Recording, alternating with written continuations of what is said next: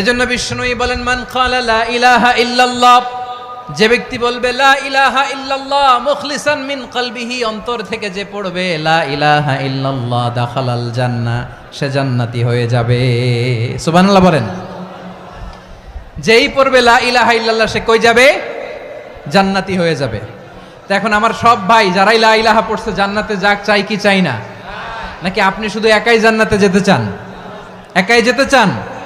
জান্নাতে একা আমি যাব না তো ভাই, তোমাকেও জান্নাতে দলে নিতে চাই। সবাই বলেন, জান্নাতে একা আমি যাব না তো ভাই, তোমাকেও জান্নাতে দলে নিতে চাই।